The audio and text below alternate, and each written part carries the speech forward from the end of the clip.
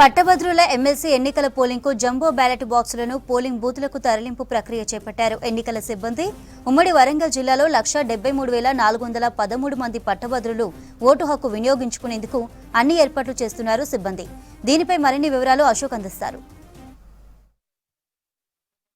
MLC ఉప ఎన్నికకు అధికార యంత్రాంగం సర్వం సిద్ధం చేసింది. ఈ ఉప ఎన్నికలో 52 మంది అభ్యర్థులు బరిలో ఉండగా ఉమ్మడి వరంగల్ జిల్లా వ్యాప్తంగా అన్ని ఏర్పాట్లు చేస్తుంది. 800 ఓటర్ల నుంచి 1200 మంది ఓటర్లు ఉన్న దగ్గర ప్రతి మండలంలో 2 సెంటర్ల నుంచి 4 సెంటర్ల వరకు కూడా ఏర్పాటు చేశారు. ఇక్కడ పకడ్బందీ ఏర్పాట్లు చేశారు.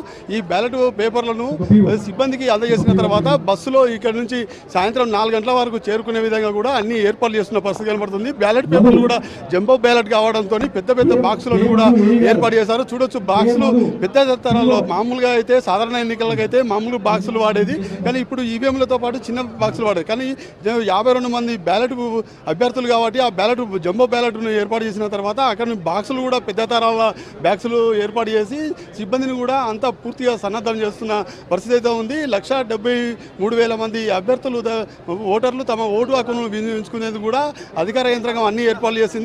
ఎట్లాంటి ఏర్పాటు చేశారు, ఎంతమంది సిబ్బందిని కేటాయిస్తారు, మనతో మాట్లాడడానికి అసిస్టెంట్ రిటర్నింగ్ ఆఫీసర్ సార్ చెప్పండి, ఈ ఎన్నికలకు ఎంతమంది సిబ్బందిని నియమిస్తారు?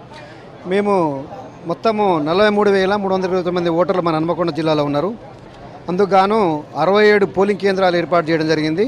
67 పోలింగ్ కేంద్రాలను 9 సెక్టార్లుగా విభజించి 9 సెక్టార్ల ఆఫీసర్లను వారు నియమించడం జరిగింది. దీనికి దాదాపుగా పోలింగ్ సిబ్బంది 328 మంది పోలింగ్ సిబ్బంది, అంటే పిఓస్, ఏపీఓస్, ఓపీఓస్. అదేవిధంగా ప్రతి పోలింగ్ స్టేషన్ ఒక మైక్రో అబ్జర్వరు బ్యాంకింగ్ సెక్టర్ నుంచి, సెంట్రల్ గవర్నమెంట్ సెక్టర్ నుంచి తీసుకున్నాం. అదేవిధంగా ప్రతి పోలింగ్ కేంద్రంలో కూడా లైవ్ వెబ్ కాస్టింగ్ కూడా ఏర్పాటు చేయడం జరిగింది.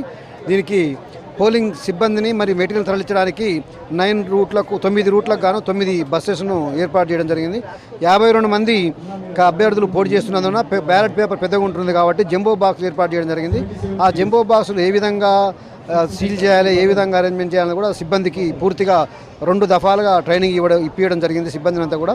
ఇప్పుడు అందరూ కూడా వచ్చిన సిబ్బంది మెటీరియల్ తీసుకొని బ్యాలెట్ పేపర్, బ్యాలెట్ బాక్స్, ఇతర స్టార్టరీ మెటీరియల్ తీసుకొని అంతా కూడా లంచ్ చేసి 12:30 వరకు ఇక్కడ నుంచి బయలుదేరి దాదాపు చివరి పోలింగ్ కేంద్రం 3:30 వరకు పోలింగ్ కేంద్రాలు చేరుకోవడం జరుగుతుంది.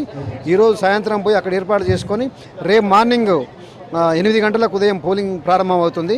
4 గంటల వరకు పోలింగ్ కేంద్రం పోలింగ్ ముగించిన తర్వాత 4 గంటల తర్వాత అన్ని మరి బ్యాలెట్ బాక్స్ సీల్ చేసుకొని పోలింగ్ సిబ్బంది అంతా కూడా మెటీరియల్ తీసుకొని ఇక్కడికి రావడం జరుగుతుంది.